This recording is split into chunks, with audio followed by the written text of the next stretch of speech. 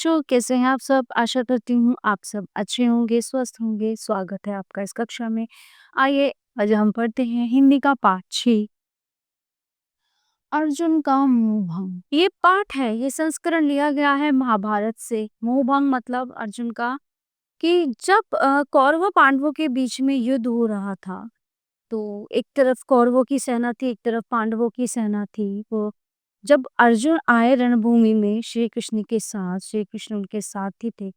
तो जब वो रणभूमि में आते हैं और युद्ध के लिए खड़े होते हैं, तो देखते हैं कि उनके सामने जो है उनके ही परिवारजन, उनके ही गुरु, कुल गुरु, उनके ही कजन भाई, मतलब परिवार के सदस्य। तो वो जब सबको खड़ा देखते हैं तो श्री कृष्ण से कहते हैं कि मैं नहीं लड़ पाऊंगा, ये तो सब मेरे ही अपने हैं, है ना। और अपनों से कैसा झगड़ा, अपनों से कैसी लड़ाई और अपनों से कैसा द्वेष।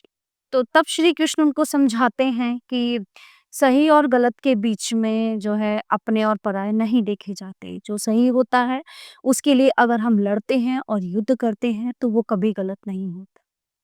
तो इसी पर आधारित ये पाठ, आइए देखते हैं क्या है इस पाठ में, समझते हैं कि कैसे उन्होंने अर्जुन का मोहभंग किया। महाभारत का युद्ध शुरू होने वाला है। दोनों सेनाएं आमने सामने खड़ी हैं, लेकिन अर्जुन स्वजनों से यानी कि अपनों से युद्ध करने के लिए तैयार नहीं। वे युद्ध भूमि में स्वजनों को मारकर सुख नहीं भोगना चाहते।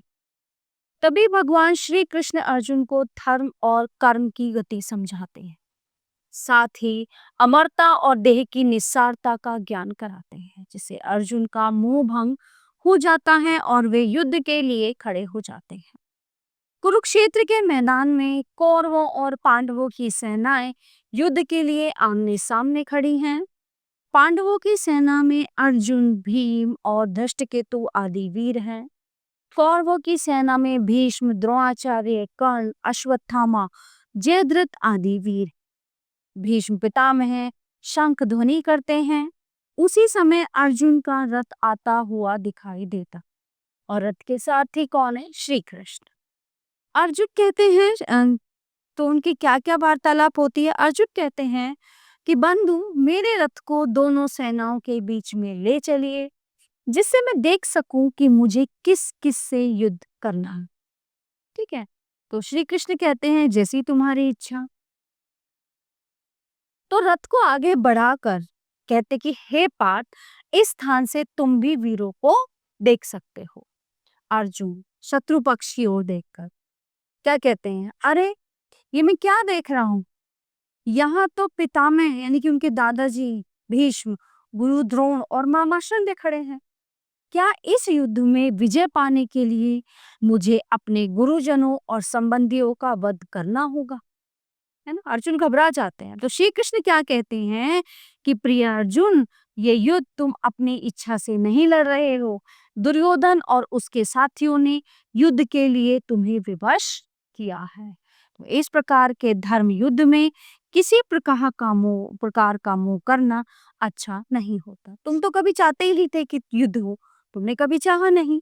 लेकिन तुम्हारे सामने जो ये कौरव खड़े हैं, जो दुर्योधन और उसके साथी खड़े हैं, उन्होंने ही तुम्हें विवश किया है कि तुम युद्ध करो। तुम्हारी खुद की इच्छा नहीं थी। तो अर्जुन कहते हैं कि धनुष बाण रखते हुए, हे कृष्ण, मैं ये युद्ध नहीं करूंगा। मैं अपने स्वजनों के वध के लिए अपना गांडीव धनुष नहीं उठाऊंगा। मुझे ऐसी विजय नहीं चाहिए। श्री कृष्ण क्या समझाते हैं कि वीर अर्जुन, तुम आज कैसी कायरों सी बात कर रहे हो? तुम्हें युद्ध स्थल में यह ज्ञान कैसे हुआ? हृदय की दुर्बलता त्याग युद्ध करो। कि तुम इतने कमजोर कैसे पड़ गए, है ना? तो तुम्हें तो ये सब चीजें छोड़ के युद्ध करने के लिए आगे बढ़। अर्जुन, भगवान मुझे युद्ध के लिए विवश ना करे। अपने ही संबंधियों पर मैं किस प्रकार शस्त्र उठा सकूंगा? मैं कैसे सबको मारूंगा, है ना? ये तो उचित नहीं है ना। तो श्री कृष्ण कहते हैं कि ये वीरों का धर्म नहीं है अर्जुन। जो अधर्म पर चलते हैं उनका नाश करना ही वीरों का धर्म है। जो क्षत्रिय है ये नहीं करता, उसकी सर्वत्र निंदा होती है और आने वाली पीढ़ी कहेगी कि अर्जुन कायर था, उसने पाप को बढ़ावा दिया। अर्जुन, यदि मैं हार गया तो क्या होगा भगवान? तो श्री कृष्ण कहते हैं कि वीर पुरुष हार जीत की चिंता नहीं करते, युद्ध करना उनका धर्म है, धर्म पालन पहला कर्तव्य है, फिर चाहे हार हो या जीत हो। अर्जुन, तो क्या बंधु बांधवों को मारने को भी आप कर्तव्य कहते हैं? तो श्री कृष्ण कहते हैं कि अर्जुन, मोह त्याग कर विवेक के साथ विचार करो।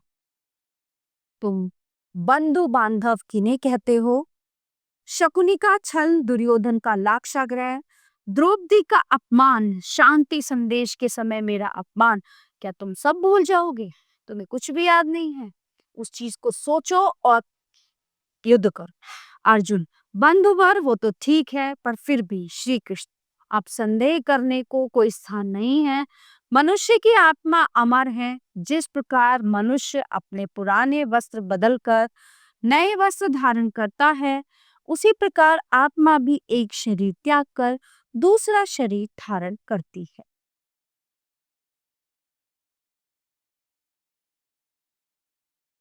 तो अर्जुन कहते हैं कि किंतु जनार्दन, क्या यह अच्छा नहीं होगा कि युद्ध में इतना रक्तपात करने की अपेक्षा मैं संन्यास लेकर शांति का जीवन बिताऊं, है ना? ये तो उसने एक सरल रास्ता खोज लिया अपने लिए, अर्जुन ने।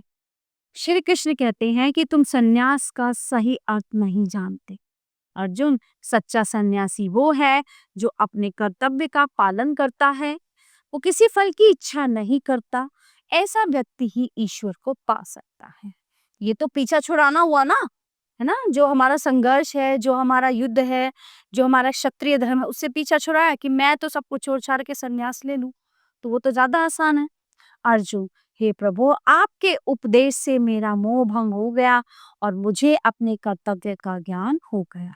मैं आपकी आज्ञा का पालन करूंगा। ऐसा कहकर अर्जुन ने अपना गांधी उठा लिया। उसके बाण छोड़ते ही युद्ध भूमि में घोर नाद छा गया। युद्ध के नगाड़े बज उठे। नाग मतलब ध्वनि, है ना? तो उन्होंने जो है गीता का पूरा उपदेश अर्जुन को दिया था श्री कृष्ण ने, तब जाके उनका मोह भंग हुआ और वो युद्ध के लिए तैयार है। प्यारे बच्चों, ये पाठ यहीं पे समाप्त होता है। आशा करती हूँ आपको अच्छे से समझ आया होगा। मिलते हैं अगली कक्षा में। धन्यवाद।